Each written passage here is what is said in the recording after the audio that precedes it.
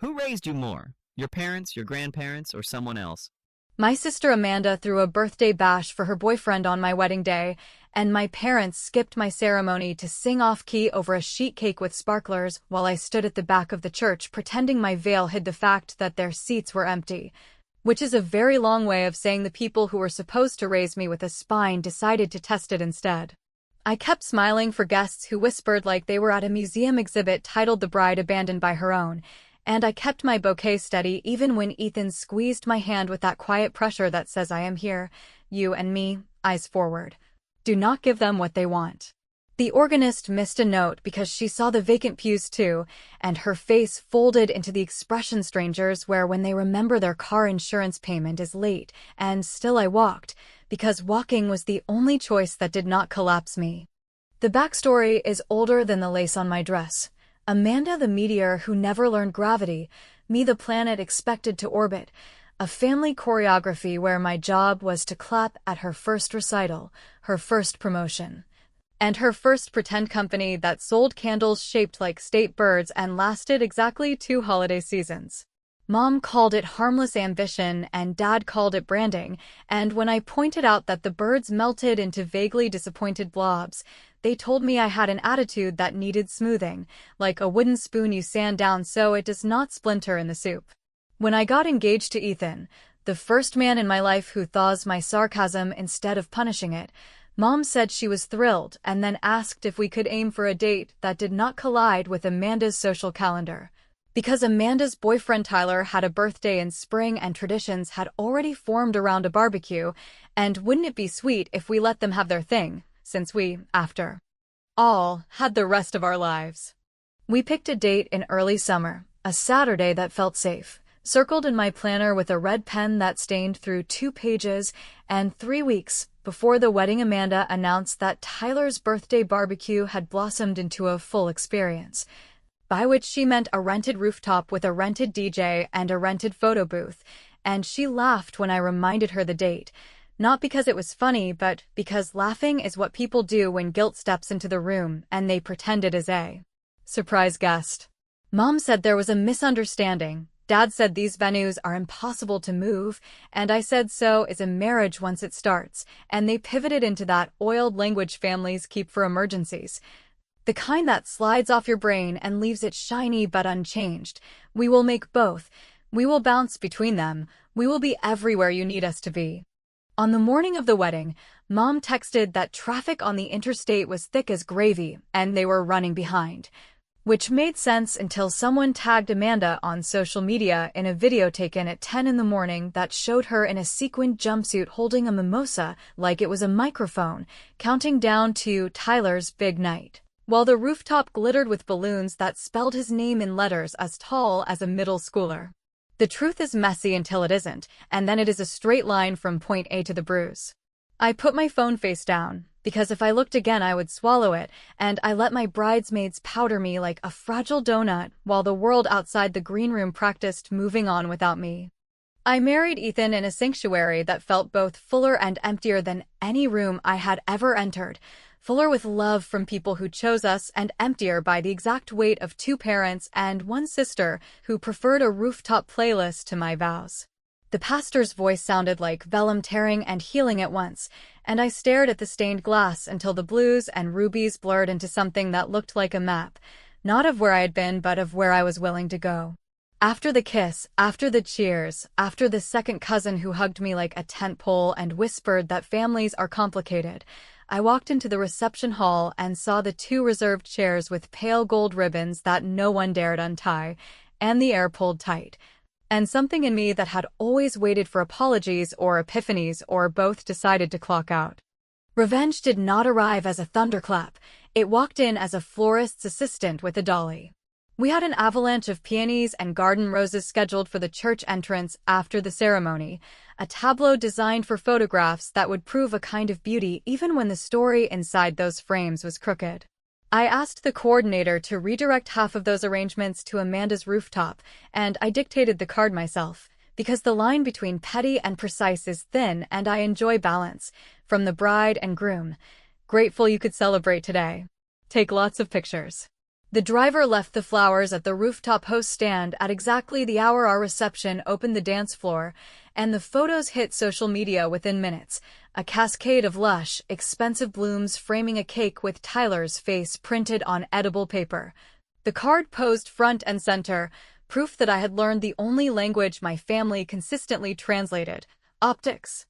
Ethan watched me watch the feed, his eyebrow arched in quiet approval, and I realized I was not shaking anymore, just breathing like a person who found a switch in the dark and flipped it. Later, Amanda would claim it was a cruel gesture and Mom would say it felt like a slap in public, but cruelty requires indifference, and I was not indifferent. I was deliberate. And I was done being the only one expected to be gracious in the face of nonsense. When the music dipped and the room softened into that early evening blue, I stepped outside and the night held me the way a good coat holds heat, and I promised myself a rule I could actually keep, even if it cost me holidays and phone calls and the illusion that we were a team. That was the last time I let any of them see me cry. The morning after the wedding arrived not with romance, but with the thin plastic crackle of garment bags and the clink of glassware being packed by rental crews, and while Ethan brewed coffee that smelled like the inside of a good bookstore,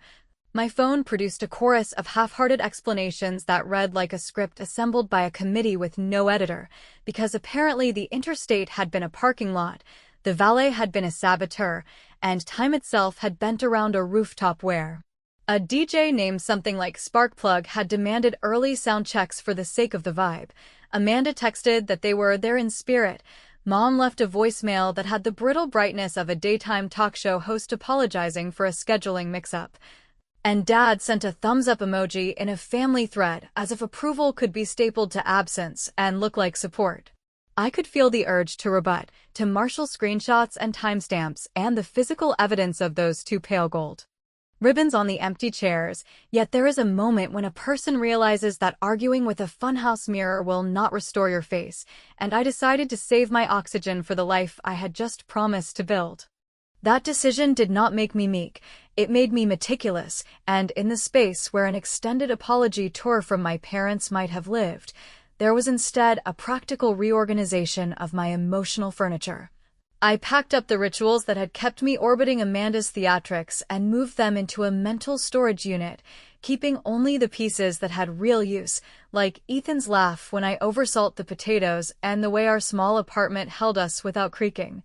And I turned my attention to work that did not need a parade to prove it existed. Clients liked that I answered emails at odd hours and never miscounted a decimal place. My boss liked that I could walk into a meeting with a spreadsheet and 3 questions that cut a problem into workable chunks. And the part of me that had always been the reliable one was finally being paid in something other than grudging respect at Thanksgiving. Meanwhile, Amanda's social media evolved like a weather pattern, rolling in with sponsored posts for face rollers and exiting in tears over someone else's success, and every time I felt tempted to comment, I closed the app and cleaned a drawer, because tracing chaos with your finger only smudges it.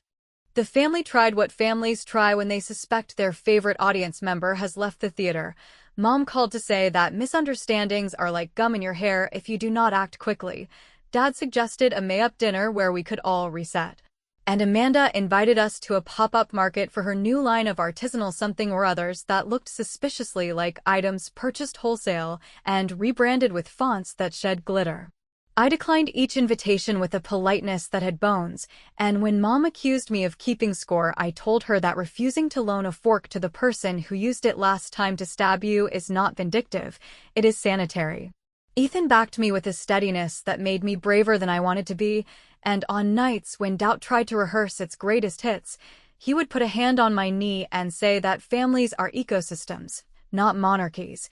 and that my leaving the court did not make me a traitor to the kingdom, it made me a citizen of my own life. I did not paste my hurt across the internet in blinking letters, although I will admit that I weaponized stationery, because there is an art to telling the truth without shouting, and I respect art. We mailed our thank you notes the old-fashioned way.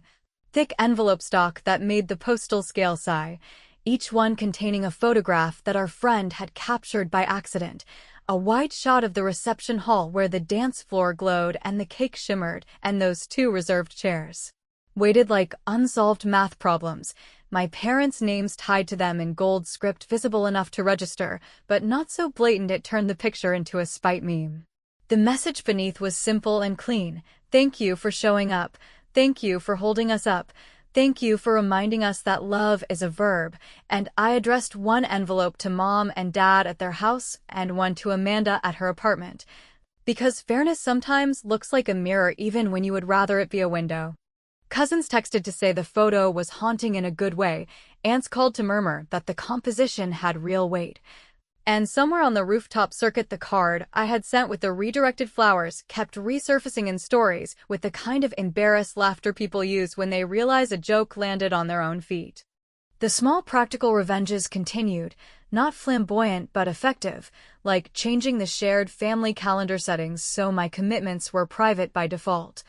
Like removing myself from the group chat that spun into accusations every time Amanda needed a ride to a salon. Like canceling the automatic payments I had been quietly making for years on a storage unit my parents forgot they rented. Because funding someone else's clutter is a strange love language, and I was upgrading my vocabulary. And yet, even as I tightened boundaries, I found that I had more room, not less, for kindness that went somewhere useful. Which is how I ended up driving my grandmother to her cardiology checkups on Thursday mornings and organizing her bag of medications into labeled pockets, a task no one fights to own, but which matters in quiet ways that add up. The receptionist started greeting me by name, the nurse trusted me with the after-visit summary, and my grandmother squeezed my fingers with a gratitude. That did not need to be posted for it to exist, and although I did not know it then, those Thursdays were being watched by the kind of eyes that matter later, the ones that tally not your speeches, but your errands. Weeks turned into seasons without a proper thaw, and then, because the universe is a stand-up comic with impeccable timing, a small envelope arrived addressed to me in the careful handwriting of my father's older brother. A man who believed in paper trails and clean ledgers, inviting Ethan and me to stop by his office to discuss a few housekeeping matters regarding family planning, which is the sort of phrase that can mean anything from a new insurance policy to a bomb in a briefcase.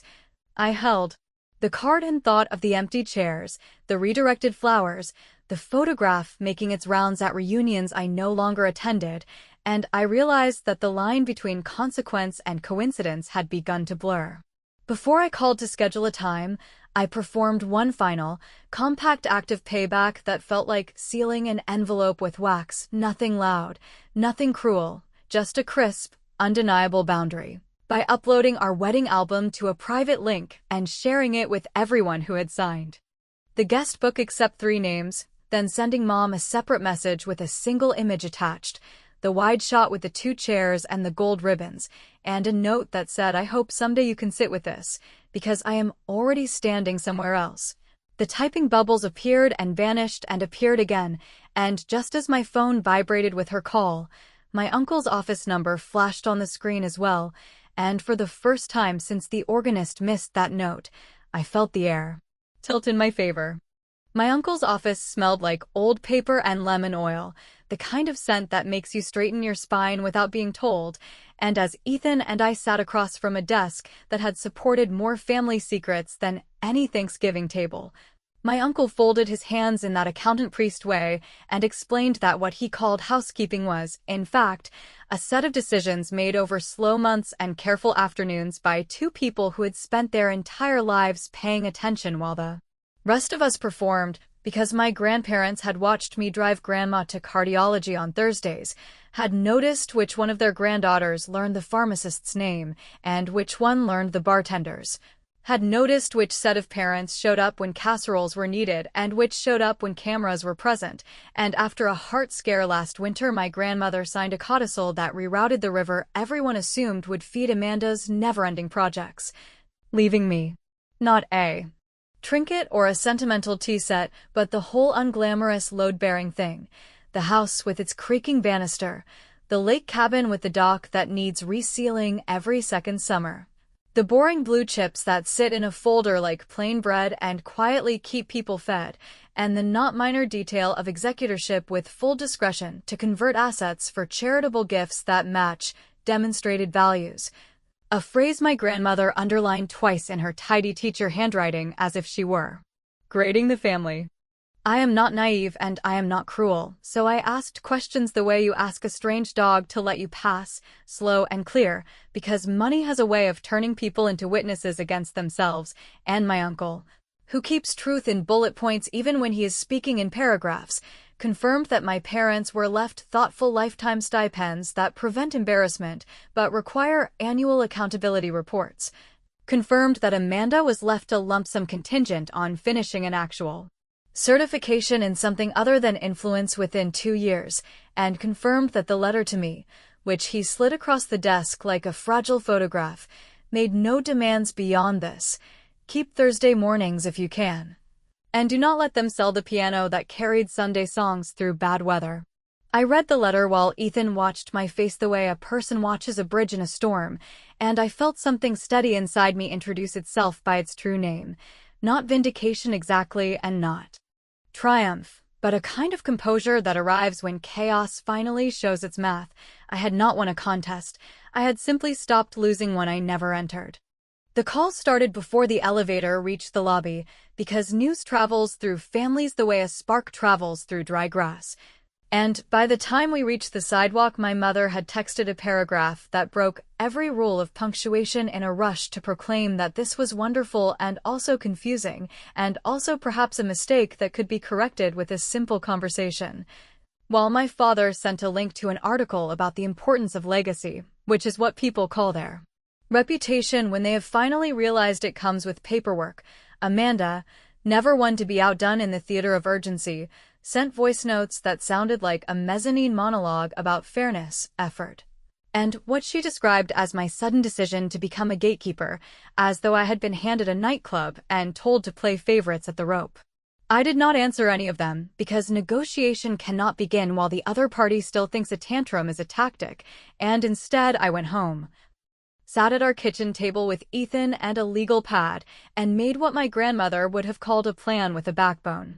The first item on that plan was not to punish, but to instruct, and, because my family understands optics better than ethics, I reached for the only classroom they never skip, which is a room with a microphone and applause. I called the hospital foundation that runs Grandma's cardiology fund and asked whether their spring donor dinner still had tables available. Then purchased the front row table in the names of my parents and my sister with a restricted gift in honor of the nursing staff who keep Thursday mornings moving like a symphony, and when the foundation director, a woman with a voice like clean glass, asked whether the honorees would be speaking, I said they would be delighted to thank the team that had given our family more time,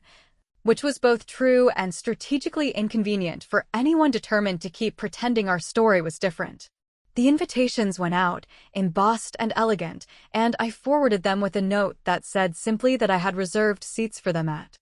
something that mattered and looked forward to witnessing their gratitude. Within an hour, my mother replied that she would never miss it. My father added that he had always wanted to get involved, and Amanda asked whether there would be a photo wall, because some habits are tougher than others to retire. On the night of the dinner, the ballroom looked like restraint dressed as celebration, all cream linens and quiet raincoats of light, and when the master of ceremonies announced the families who had stepped up this season, my parents stood with the trained smiles of people who realize the stage is a confessional you cannot leave until the prayer is finished, while Amanda's expression attempted sincerity and landed on photogenic, and as they thanked the nurses by name, names I had written on a card tucked into my mother's clutch with a gentle reminder in my grandmother's script, the room warmed toward them, because generosity buys many kinds of absolution, at least temporarily. I clapped hard enough to sting my palms, not because I wanted to absolve, but because I wanted them to feel the heat of being seen doing something right, and as the slideshow rolled through images of volunteers pushing wheelchairs down sunlit halls, one frame lingered on a candid of me and Grandma in the clinic lobby, laughing at something small and durable, and the applause was general and kind, and my mother glanced over her shoulder at me with an expression I could not fully name, something between pride and panic, which is not a bad blend when you are trying to teach a new reflex. After the dinner, because performance without follow-through is just decoration, I sent my uncle an email authorizing the first tranche of charitable distributions that my grandmother had empowered me to make, small but precise. One to the cardiology fund in our family's name, one to the free clinic where my grandparents volunteered when they were younger, and one to a scholarship for nurses who grew up in our postal code, because if wealth does not change someone's Tuesday, then it is only numbers, and I am done with numbers that do not move. The replies from my parents and sister arrived in a tangle of admiration and agenda, words like unity, reconciliation, optics, family brand, and the inevitable suggestion that perhaps what we really needed was a vow renewal. A do-over walk down the aisle that would show the community we were stitched up and sparkling again, and while Ethan read those messages with a face that said he was restraining 4 jokes and 1 warning, I typed a response. That was neither yes nor no, only a sentence that kept the door not slammed but uncomfortably ajar. If you believe in vows, prove it with something other than a party, because I have already planned one of those for you, and you wore it like a borrowed suit. The typing bubbles returned, multiplied, then froze into silence, and the next morning a glossy binder thumped onto our stoop with tabbed sections labeled venue, guest list, and press, which is how I learned exactly how far they were ready to go to get me down that aisle again. The binder arrived with the thud of a plan that mistook decoration for repentance, its tabs labeled with the kind of enthusiasm people reserve for new diets and reality shows, venue, guest list, press. And as I flipped through mood boards of white peonies and champagne coupes, I could almost hear the production meeting humming behind it, the confident assumption that if we wrapped the past in satin and hired a capable photographer, then the future would be forced to pose along, which might have worked on a different version of me, the one who believed in the alchemy of optics, but not on the woman who had stood in a sanctuary with 2 empty chairs and learned to breathe anyway. I told them I would consider a vow renewal if we treated it not as a costume change, but as a course correction, and, because that sounded reasonable even to people allergic to reason, they agreed without asking for definitions, which was my first small victory. The opening in the wall where a clever person hangs the exact mirror a liar cannot bear. My conditions were not cruel, at least not on paper, though I confess they were engineered like a good fitness test, where form matters more than speed and cheating looks silly. I booked the original church's side hall for 3 consecutive Sundays and sent invitations to the same guests who had signed our wedding book, adding the nurses from Grandma's clinic and the receptionist who knows I keep peppermints in my bag. And I told my parents and Amanda that before we stood under lights again we would host 3 open house afternoons called Make It Right, during which they would greet every person who had shown up for me when they did not, look them in the eye, and say one specific thing they were grateful for about that person's presence, because gratitude measured in generalities is just PR perfume. I set up a donation table for the cardiology fund and the free clinic, printed a modest banner that said thank you for showing up, and asked the church janitor to leave the 2 gold ribbon chairs exactly where they had been, not as props but as evidence, which is not the same as cruelty even if some people squint and say it looks alike from a distance. On the first Sunday, my mother walked in with the posture of a woman arriving at a board luncheon. My father wore a tie so apologetic it might as well have held a sign, and Amanda teetered in shoes that belonged to a better day. And for 2 hours I watched them do a kind of honest labor I had never seen them attempt, the work of facing people who had loved me without an audience and acknowledging that love out loud. My Aunt Denise, who used to send me articles about boundaries as if they were recipes, cried into my father's shoulder while he thanked her for keeping the casserole warm when the pastor ran over, and my mother hugged our neighbor Mr. Jenkins, the retired lineman whose handshake feels like a warranty, and said she admired the way he danced with Grandma when I was too busy cutting cake to notice, and Amanda, after 2 false starts and 1 theatrically deep breath, told our friend Sloane that she appreciated how Sloane had wrangled toddlers off the stage when they were determined to rebrand the bouquet toss as a contact sport. It was not perfect and it was not polished, which is how I knew it was real, and when we counted the donations afterward and saw that the little envelopes added up to something heavy enough to matter, I let myself consider that this might be a road, not just a trap. The second Sunday I added a new layer, because reconciliation without responsibility is just a limited series with no second season, and I presented my parents with drafted accountability reports for their stipends, nothing invasive. Just a quarterly ledger of how the money eased burdens and where it stretched to help someone else. And I presented Amanda with a simple enrollment form and a list of community college programs that require attendance in rooms with fluorescent lights and actual exams. The kind that grant you skills that do not need a ring light, and I told them that my grandmother's notes about demonstrated values were not a riddle but a recipe, and that we were going to cook something edible or we were going to stop pretending we were in the kitchen at all. They balked, they negotiated, they tried to substitute the language of optics for the grammar of effort, and then, because there were people behind them adjusting folding chairs and placing cookies on trays, they signed.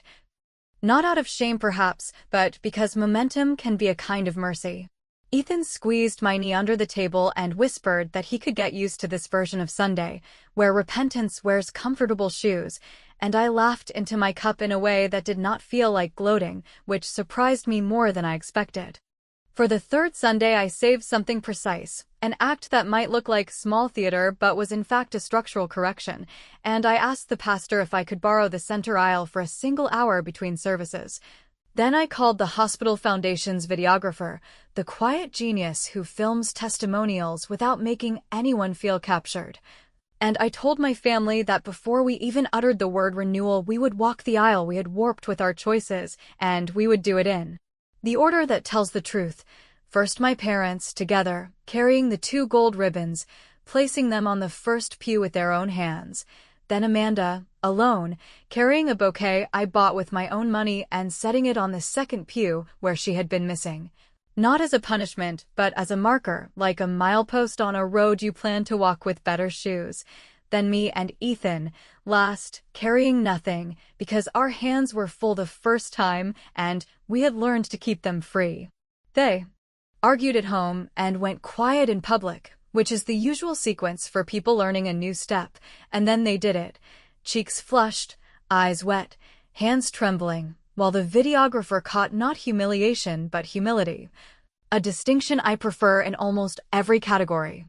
When we were done, I told the videographer to pull a still frame for the foundation website and to send me the rest privately, a reserve of proof I did not plan to weaponize unless I had to, and then I did the smallest, sharpest revenge I could manage without breaking the skin, a practical stitch placed right where the seam had always split, by writing a check from my discretionary fund to cover a year of transportation vouchers for clinic patients under our family name and signing it in a way that made my parents' hands appear under mine on the donor line, which meant that for 1 full year, every time someone took a cab to a checkup, a receptionist would say our names in one breath and mean it. It was not a slap or a spectacle. It was a correction that required them to live inside the goodness they claimed to want. And when my mother called that evening to say she had never been prouder and also could we please finalize the vow renewal venue because the summer dates were disappearing, I said that a date was possible if she and Dad completed their first report and if Amanda registered by Wednesday, and I put the binder on the coffee table and opened it to the page labeled press, tracing the mock headline with my finger like a fortune teller reading a palm, while Ethan, half smiling, asked whether I had told them which venue I was holding, and I said not yet, because some aisles are not made for vows at all. And the silence that followed carried the exact weight of the decision I had already booked. The day my family believed would be a vow renewal dawned with the kind of polite sunshine that flatters everyone, and while my mother texted reminders about florals and my father confirmed that the local paper's lifestyle columnist would be dropping by, and Amanda posted a cryptic story of a white dress zipper with the caption "Round 2, I zipped a navy dress that fits like competence, slipped a thin gold ribbon into my pocket like a talisman, and drove with Ethan to the address on the invitations, which, to their credit, no one had bothered to read closely enough to realize was not the church nor any ballroom within a reasonable radius of a champagne tower, but a civic auditorium whose foyer smells like buffed floor and programs. A place where the town hosts debates, orchestra fundraisers, and those practical ceremonies that change something ordinary in the world. The parking lot filled with guests who had been promised a celebration and arrived with shoes that could handle standing, and when my parents stepped through the glass doors and saw the banner hanging from the mezzanine, Community Health Scholarship and Transportation Fund Gala, honoring quiet work and the people who do it. My mother's mouth formed the kind of small O that belongs to a hymn and a gasp at once, while my father's jaw went very calm in the way men choose when they realize the rules of a game have changed after they bet on the wrong team, and Amanda, who looked spectacular in a dress no aisle deserved, did a quick pirouette of outrage before steadying herself with a smile that said she was willing to treat virtue like a runway if it meant cameras would still flash. I took the stage without fanfare because fanfare is a tax no one pays willingly forever, and I told the room something close to a truth they already knew, that vows are not a costume and apologies are not confetti. That we had spent 3 Sundays learning the grammar of showing up, and that today we would conjugate it into something that mattered beyond any photograph, which is why the flowers flanking the podium were humble and the programs were stapled, and why the first names printed as honorees belong to nurses, drivers, aides, and the receptionist who slides extra peppermints across the counter when she knows I have not slept. I thanked the donors by name and placed my parents in the front row not to punish them, but to make them visible inside the goodness they had agreed to inhabit, and when a slideshow appeared, edited by the same quiet genius who filmed our aisle walk, showing the 2 gold ribbons being tied to a pew by the hands that should have tied them the first time, the room made a sound like weather changing, no cheering, no jeering, just a collective exhale that said we understand the difference between spectacle and repair. Ethan sat a few steps back where the stagehands lean, smiling the way a person smiles when a bridge holds under weight, and the pastor, who had agreed to give a blessing only if the blessing lifted without smoothing the rough edges, spoke a short prayer about choices that learn from themselves. Because revenge only satisfies when it teaches, and teaching only sticks when it costs something, I asked my parents to come forward to present the first transportation vouchers and to say, into the same microphone that had once been a kind of courtroom, 1 sentence each about a time they failed to show up and how they intend to alter that habit into a discipline, and I watched as my mother blinked hard, reached for the card I had not provided, then put it back and spoke extemporaneously about calendars and cowardice and the alibi of busyness, while my father admitted that delegating love to appearances is a habit as old as any family story, and the applause that followed them was kind rather than indulgent, which is the only applause that changes anyone, and in that moment I felt the old acrelise a millimeter, not forgiveness exactly, but the possibility of it measured in centimeters rather than miles. I called Amanda up last because narrative order is not petty when it is accurate, and I handed her a certificate of enrollment for a certification program she had actually chosen, health unit clerk, a role built from practical grace. And I told the room she had registered before the Wednesday deadline and that I was proud of anyone who walks into fluorescent light on purpose, and when she leaned toward me with a whisper that sounded like thank you and also how dare you, I squeezed her hand and replied that both can be true while we do the work. When the music from the volunteer quartet swelled and the sponsors' names rotated across the back wall like quiet constellations, I unveiled the banner hidden behind the stage curtain. Not a monogram nor a date in a serif font, but a line in my grandmother's tidy teacher handwriting enlarged to a size no one could pretend to ignore, demonstrated values, and under it the list of grants dispersed that morning. Scholarships for nurses who grew up within our postal code, stipends for clinic interpreters, a rainy day fund for home oxygen deliveries that do not wait for payday, each item announced by the MC with a number spelled as a word, because I am stubborn about symbols that trip a narrator's tongue, and each item accompanied by a thank you addressed to all 4 of our names in one breath. The lifestyle columnist hovered near the aisle where a press release would have walked in another life, scribbling quotes about an unusual family event that felt less like a do-over wedding and more like a civic correction, and when she asked whether there had been a bait and switch, I said that sometimes you invite people to a party and give them a conscience instead of cake, and that it can be filling if you let it.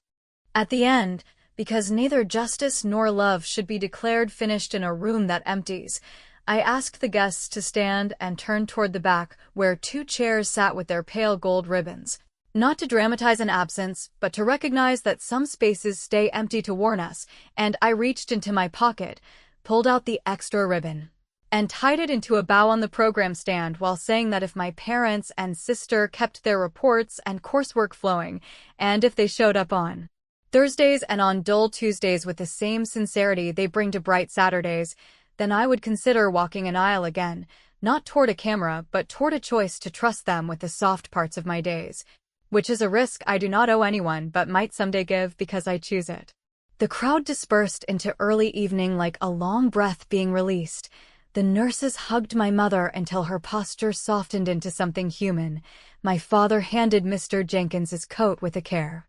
that suggested practice, and Amanda posted a single photo of the scholarship banner without a caption, which for her is a novel that ends on a comma. And as Ethan and I stepped into the gold light outside the auditorium, he asked, gently, whether the ribbon in my pocket felt lighter now, and I said it did, although Wait is a tricky narrator, and after a beat he asked whether there would ever actually be a second walk down an aisle, and I answered in the only honest tense I have learned to speak, that some doors do not close with a slam, they stay half open on purpose, and on some days the gap looks like forgiveness, and on some days it looks like a draft. And that for now I am letting the air move through while the flowers from the gala find their way to hospital rooms where vows are tested without music.